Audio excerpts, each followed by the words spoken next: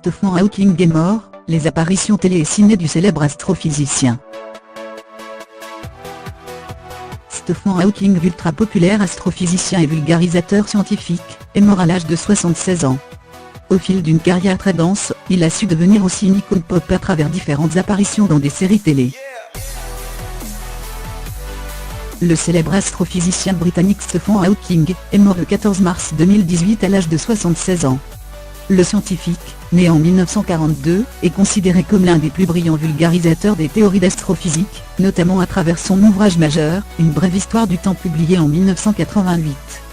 Il est aussi l'un des théoriciens majeurs du phénomène des trous noirs. Stephen Hawking s'était vu diagnostiquer une gravissime maladie dégénérative en 1964, la sclérose latérale amyotrophique, SLA, ou maladie de Charcot.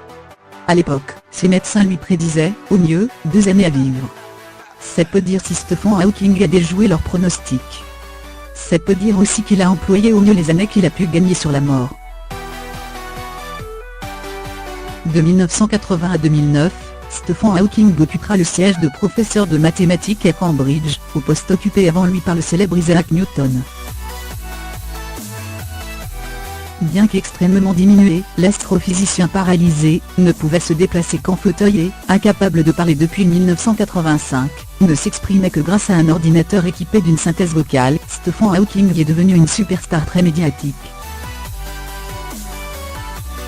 Il expliquait « Je suis certain que mon handicap, un rapport avec ma célébrité. Les gens sont fascinés par le contraste entre mes capacités physiques très limitées et la nature extrêmement étendue de l'univers que j'étudie. » Cette extrême popularité lui a aussi permis d'intégrer bon nombre de séries populaires. On a ainsi pu le voir, CF Notre Diaporama, dans Star Trek Nouvelle Génération de Big Bang Theory.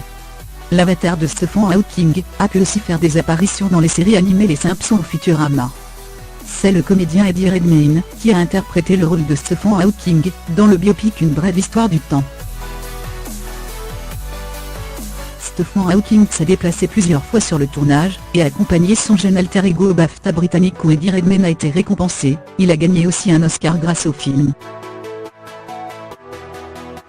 Dans les dernières années de sa vie, Stephen Hawking a signé des livres pour enfants avec sa fille Lucy, l'une de ses 3 enfants. Il s'intéressait aux problèmes environnementaux, réglables selon lui grâce à la science et la technologie, la nécessité pour l'espèce humaine de coloniser d'autres planètes, ainsi qu'au danger du développement à outrance de l'intelligence artificielle.